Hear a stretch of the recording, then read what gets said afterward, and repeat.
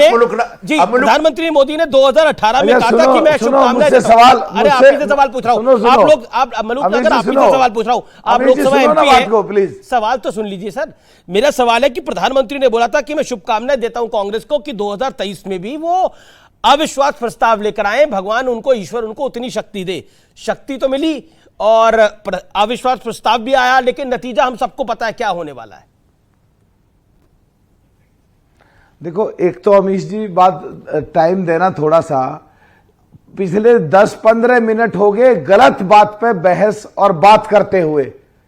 गोगोई साहब ने यह कहा माननीय ओम बिरला जी से कि आपके कमरे में जो बात होती है, यानी कि जो बिजनेस की जो मीटिंग होती है, जहां सदन चलने से पहले तमाम पार्टी के नेता सदन जब जाते हैं, तो वहां की जो मीटिंग की जो बातें थी उसके बारे में कहा। ना वो प्रधानमंत्री के ऑफिस की बात हुई थी, मैं सदन में मौजूद था, ना वहां गृह मंत्री जी के ऑफिस की बात हुई थी। और जहां तक बात है 2023 में जो माननीय प्रधानमंत्री जी ने कहा, ये तो ट्रैप में आ जाते हैं, और जो सरकार के लोग या बीजेपी के लोग जो चाहते हैं वो कांग्रेस से ही करा देते हैं और ये ट्रैप में आ जाते हैं। यही कारण है कि विपक्ष कमजोर हो रहा है, और खासकर कांग्रेस पार्टी की वजह से विपक्ष कमजोर हो गया तो देश कमजोर हो जाएगा। जी, मैं रुक करता हूं प्रियंका कक्कड़ का कि आप लोग बीजेपी के ट्रैप में आ गए हैं, क्योंकि अमित शाह ने कल राज्यसभा में बोला कि आप कुछ भी कर लो, 2024 में नरेंद्र मोदी देश के प्रधानमंत्री बनेंगे। क्या ऑपोजिशन ट्रैप में आ गया है, खासतौर पर मोदी विरोध के चलते? अमीश जी, सभी को नमस्ते।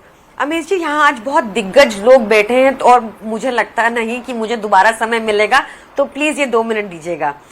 अमीश जी, सबसे ज्यादा जरूरी मेरे लिए as a woman, as a citizen of this country, ये है कि जो सरकार ये वादा करके आई थी कि बहुत हुआ नारी पर वार, अब की बार मोदी सरकार, मुझे जानना है कि जो मणिपुर में हुआ है, क्या वो इस वजह से हुआ है क्योंकि भाजपा के सुरेंद्र सिंह जो विधायक हैं वो बोलते हैं कि लड़कियों का रेप होता है क्योंकि माँ बाप उन्हें अच्छी तालीम नहीं देते? हाथरस के टाइम ये बोला इनके विधायक ने। मोदी जी ने ऐसे व्यक्ति को, बिल्किस बानो के जिसने बिल्किस बानो का रेपिस्ट था उसको संस्कारी बोला, उसको उन्होंने गोधरा से टिकट दी। मोदी जी ऐसे लोगों को फॉलो करते हैं जो महिलाओं को लगातार ऑनलाइन ट्रोल करते हैं।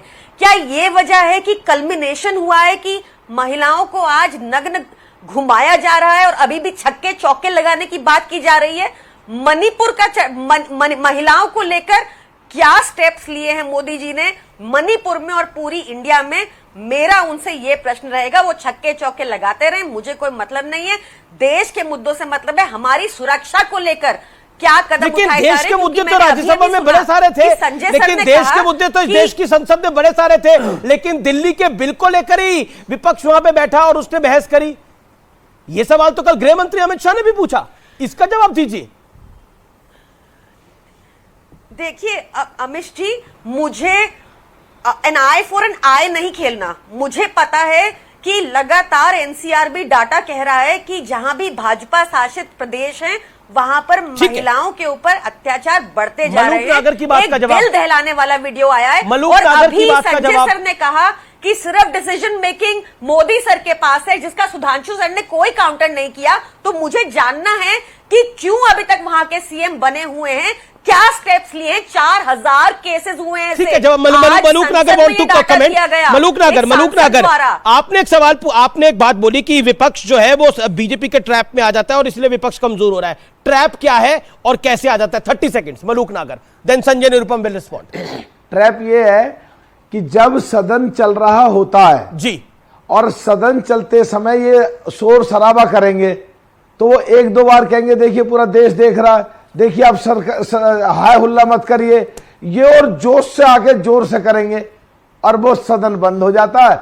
और उनकी हाँ की संख्या कितनी, ना की संख्या कितनी, पास या जो बिल आए 4-5 एमपी बोले, उसमें कोशिश तो मैं तो बोलने का नंबर लगता है, मैं तो बोलता हूं, बंद होने के पक्ष में कभी रहता नहीं हूं, लेकिन उतनी चर्चा नहीं हो पाती बिल पे जितनी चर्चा होनी चाहिए, और कांग्रेस महरूम रह जाती है उससे। कांग्रेस अपनी बात नहीं रख पाती। किसानों के मुद्दे होते हैं, कमजोरों के मुद्दे होते हैं। कल जो जल कृषि का बिल आया, कल फाउंडेशन रिसर्च फाउंडेशन का बिल आया, इसमें पश्चिम उत्तर प्रदेश का गन्ना डिस्कस हुआ। कांग्रेस का एक भी आदमी नहीं था, बोल ही नहीं पाए, बात रख ही नहीं पाए। हम अपनी बात रख पाए, सरकार के लोग अपनी बात रख पाए। तो उस ट्रैप में आके आज पिनाकी देशित और आज पिनाकी मिश्रा ने बोला, जो बात मलूक नागर कह रहे हैं वो पिनाकी मिश्रा जो कि बीजेडी के एमपी हैं और काफी सीनियर एमपी हैं, उन्होंने बोला कि पीएम मोदी जो है वो एक बेखौफ वक्ता है, पीएम कांग्रेस पर जोरदार हमला करते हैं, जब वो गुरुवार को बोलेंगे तो ऐसा ही करेंगे, कांग्रेस क्यों खुद को नुकसान पहुंचाना चाहती है। कुछ इसी तरह की बात मलूक नागर ने भी, जो कि मेंबर ऑफ पार्लियामेंट है बीएसपी के, उन्होंने बोली। देखिए ये बीजेपी के साथ नहीं है, लेकिन इनको लगता है कि कांग्रेस जो है वो नरेंद्र मोदी को संजीवनी देने का काम करती है और बीजेपी को संजीवनी देने का काम करती है। जब अविश्वास प्रस्ताव पे बोलेंगे, मोदी एक अच्छे वक्ता है, आप खुद एक अच्छे बड़े पत्रकार रहे हैं संजय भाई, और अच्छे वक्ता है, आप समझते हैं वाक कटुता नरेंद्र मोदी की कितनी जोरदार है, तो उसका एक इंपैक्ट पड़ेगा। ये बात पिनाकी मिश्रा ने भी बोली। ऐसा है, पिनाकी मिश्रा हो या मलूक भाई हो, इनकी पार्टियां एक ऐसे चौराहे पे खड़ी है कि इनको पता ही नहीं किधर जाना है, न तो ये सत्ता पक्ष के साथ है न विपक्ष के साथ है। और ये जिनका कोई अपना आता पता नहीं, वो कहते हैं विपक्ष को ट्रैप में डाल देती है बीजेपी। माफ करिए, इस तरह की भाषा का इस्तेमाल विपक्ष के लिए करने से पहले आप ये याद रखिएगा कि आप विपक्ष अगर कमजोर हो गया ना, टूट गया ना, और विपक्ष अगर कहीं का नहीं रहा तो हिंदुस्तान तबाह हो जाएगा, बर्बाद हो जाएगा। रह गई बात प्रधानमंत्री की वाकपटुता, पूरे 10 साल से प्रधानमंत्री की वाकपटुता ही तो देश के लोग झेल रहे हैं। उनके जो वाचालता है, उनके जो जोरदार जो झूठ, सब जाके अमेरिका में क्या बोल के आए लोगों के बीच कि हर साल हमारे देश में आईआईटी और आईआईएम खुल रहे हैं। और जब राज्यसभा या लोकसभा में राज्यसभा में एक सवाल पूछा गया कि पिछले 5 साल में कितने आईआईटी और आईआईएम खुले हैं हिंदुस्तान में, तो उनके मंत्री ने जवाब दिया कि 5 साल में एक भी आईआईटी आईआईएम हिंदुस्तान में नहीं खुले हैं। तो प्रधानमंत्री जी क्या क्या बोलते हैं, उन बातों में कितना दम होता है, कितना तथ्य होता है, कितना सत्य होता है, ये पूरा देश पिछले 9 सालों में समझ गया। अब तो 10वां साल चल रहा है, तो ये बात ठीक है। Malook Nagar want to make a short है। मलूक नागर 30 सेकंड में रिबटल, 30 सेकंड में rebuttal, then Sudhanshu will come to Malook Nagar ji. Amish जी, संजय भाई हमारे बहुत प्यारे भाई हैं, और इन्होंने एक बात तो स्वीकार कर ली अभी कि विपक्ष कमजोर हो गया तो देश कमजोर हो जाएगा। अगर देखिए इनको विपक्ष मजबूत करना है तो आधीर रंजन जी को बदले गोगोई को बना दे, बिट्टू को बना दे, गुरजीत को बना दे, शशि थरूर को बना दे। उस पे ना हिंदी आती है ना अंग्रेजी आती है, तो विपक्ष कमजोर हो जाएगा। बिल्कुल सच बात है।